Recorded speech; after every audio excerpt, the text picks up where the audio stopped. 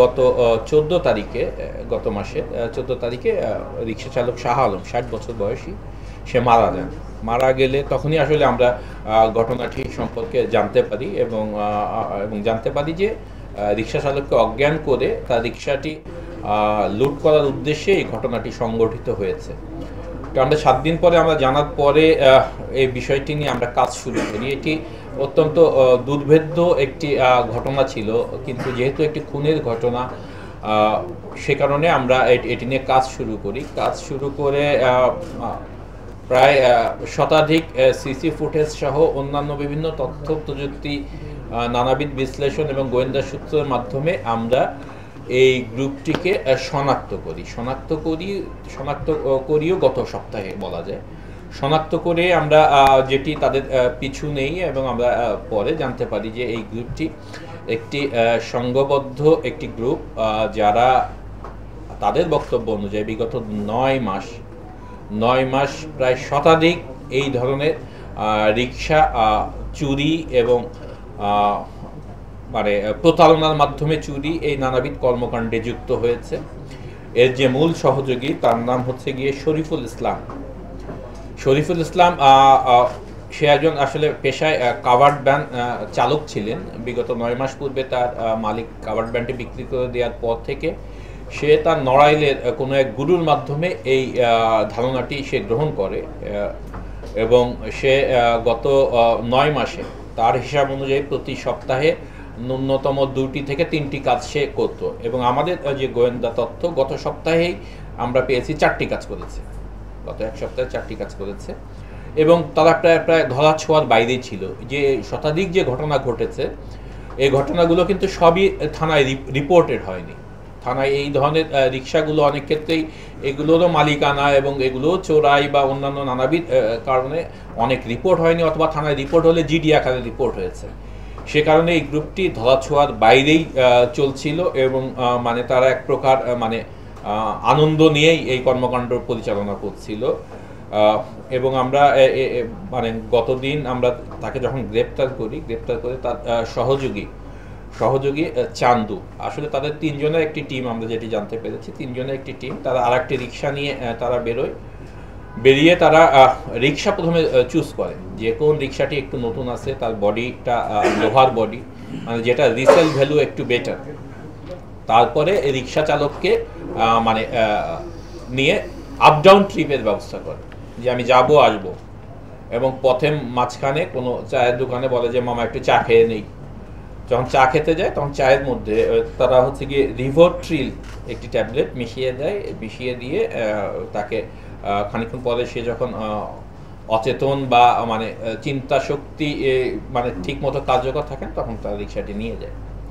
এভাবেই তাদের কর্মকাণ্ডটি পরিচালনা করে এবং এই রিক্সাগুলো তারা 2টি জায়গায় তারা সাধারণত বিক্রি করেছে। তার মধ্যে আমরা একটি গ্রুপকে আমরা ধরেছি, এটা হচ্ছে সিদ্ধিরগঞ্জের মিজিমিজি, সেখান থেকে আমরা 7টি রিক্সা উদ্ধার করেছি। আরেকটি গ্রুপ আমাদের অপারেশন অভিযান মানে চলমান আছে, সেখান থেকে মানে হয়তো ওই আমাদের মিরপুর এলাকায় আরেকটি গ্রুপ যারা রিক্সাগুলো কিনতো, সেখানে খবর পাওয়ার কারণে হয়তো আপাতত পলাতক হয়ে গিয়েছে। আমরা সেই আসামিকে গ্রেপ্তারের চেষ্টা করছি এবং এদের সাথে আরেকজন সহযোগী যে আছে তাকেও আমরা মানে খোঁজার চেষ্টা করছি, ইনশাল্লাহ আমরা খুঁজে পাবো। তো আমরা মানে যে কারণে আজকে আমাদের প্রেস ব্রিফিং, সেটি হচ্ছে গিয়ে আমরা মনে করি যে এই আমাদের মাধ্যমে, যদিও আমাদের সমস্ত রিক্সা চালকদের কাছে হয়তো সোশ্যাল মিডিয়া ওইভাবে পৌঁছায় কিনা আমার জানা নেই, তারপরেও এই মেসেজটি দেওয়া দরকার। আপনার যাত্রীদের কোনো চা বা অন্য কোনো অফার কখনোই আপনারা নেবেন না। যাত্রীদের কোনো মানে কোনো খাবারের অফার এর মাধ্যমে কিন্তু চেতনানাশক দিয়ে আপনার রিক্সা বা আপনার অটো রিক্সা এগুলো লুট হওয়ার সম্ভাবনা থাকে। আর এই ধরনের ঘটনা ঘটলে আপনারা অবশ্যই থানায় মানে রিপোর্ট করবেন। রিপোর্ট যদি না করা হয় তখন আমরা এগুলো নিয়ে কাজ করি না। এই বিষয়টিও যদি আমাদের মানে নিরীহ রিক্সা চালক শাহ আলম যদি মানা না যেতেন, হয়তো আমরাও হয়তো এত গুরুত্ব দিয়ে এই রিক্সাটিকে খুঁজে বের করার চেষ্টা করতাম না, এবং খুঁজে বের করা না গেলে গত ৯ মাসে তারা প্রায় শতাধিক ঘটনা ঘটিয়েছে। এরকম ঘটনা আরও ঘটতে থাকতো এবং সাধারণ নিরীহ রিক্সা চালকরা প্রতিনিয়ত মানে ক্ষতিগ্রস্ত হতো। তো সে কারণে আমাদের এই মানে ব্রিফিং এবং আমাদের এইটি আমরা আমরা এর মধ্যে যতগুলো পাচ্ছি আমরা সংশ্লিষ্ট থানা এলাকায় আমরা যোগাযোগ করব সেই সব মামলাগুলো যাতে রুজু করা হয় এবং একই সাথে এই আসামি যারা আছে তারা একাধিক মামলা চালান হয় এবং দ্রুততম সময়ে তাদের একটি সাজা নিশ্চিত করা গেলে আমরা মনে করি যে এই গ্রুপটিকে আমরা দমাতে সক্ষম হব। তো এই হচ্ছে আমার পক্ষ থেকে আমার বক্তব্য। আপনাদের যদি কোনো প্রশ্ন থাকে আমি এইটা আসলে মানে আমরা এই মামলাটি তদন্ত করতে গিয়ে আমরা মানে আরও বেশ কিছু চাঞ্চল্যকর তথ্য পেয়েছি। এটা বিভিন্ন ধরনের প্রক্রিয়ার মাধ্যমে এরা কিন্তু শুধুমাত্র এই যে অজ্ঞান করেই নিচ্ছে তা না, প্রতারণা করে নিচ্ছে, অজ্ঞান করে নিচ্ছে। এটার ক্ষেত্রে হচ্ছে গিয়ে যখন কোনো এই চালক গ্রুপ যখন বিক্রির জায়গা পেয়ে যায় তখন সে কিন্তু আর ওই পার্টিকে খোঁজ করে না। যারা বিক্রির জায়গাগুলো না পায়, এখানে কিন্তু একাধিক গ্রুপ আছে এবং আমরা এই তদন্তের পর্যায়ে আমরা জানতে পারি যে এই গ্রুপটির কিন্তু আরেকটা গ্রুপকে ধরাই দিয়েছে, এরকম একটা তথ্য আমরা তদন্তের সময় পেয়েছি। সো এই বিষয়টি আছে, যারা বিক্রির জায়গাগুলো পায় না তারা হচ্ছে কি সাধারণত ওই পার্টিকে আবার দিয়ে মানে রিক্সাটি মানে টাকা আয় করার একটি মানে চেষ্টা করে থাকে।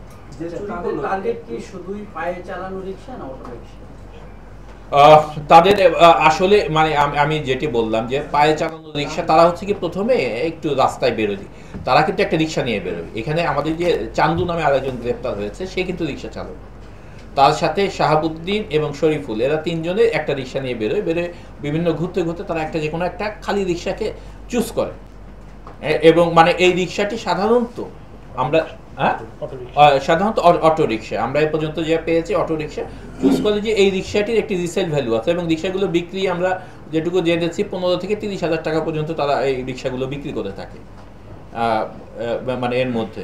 হায়াত ভাই, এই যে চোর সিন্ডিকেট যারা কাজ করতেছে, আমরা যতটুকু জানি যারা গ্যারেজ মালিক তারাই এদেরকে মাছ ধরা দেয়, তারাই পালে এবং তারাই এই চোরাইগুলা কিনে। আপনাদের কি বলে এই ঘটনার ক্ষেত্রে বিভিন্ন ঘটনা আসলে ভিন্ন ভিন্ন। এই ঘটনার ক্ষেত্রে আমরা যেটা পেয়েছি এরা স্পেসিফিক 2টা দোকানে তারা বিক্রি করতো, তার মধ্যে একটি গ্রুপকে আমরা ধরেছি, সেখানে আমরা 7টি রিক্সা পেয়েছি।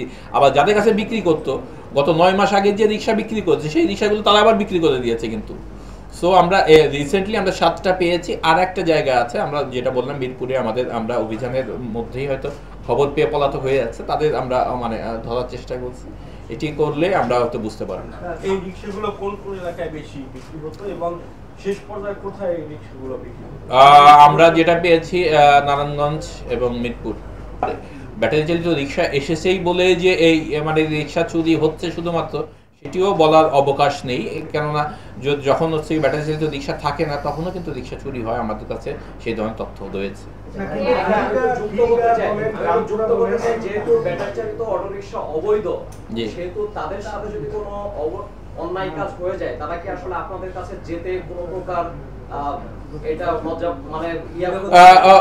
আমি কিন্তু প্রথমেই উল্লেখ করেছি যে এই ঘটনাগুলো সব রিপোর্টেড হয় না, তার মধ্যে ওইটাও একটা কারণ, ওইটাও হয়তো বা একটা কারণ। তা আমরা মানে তো বললাম আমি আহ্বান কিন্তু দিয়েছি, আপনি খেয়াল করেছেন কিনা, আমি কিন্তু বলেছি যে আপনারা এই ধরনের যে কোনো ইনসিডেন্ট হলে আপনারা অবশ্যই সংশ্লিষ্ট থানা আপনারা রিপোর্ট করবেন। এই গ্রুপের সাথে এছাড়াও আরো কতজন মারা গেছে এই গ্রুপে?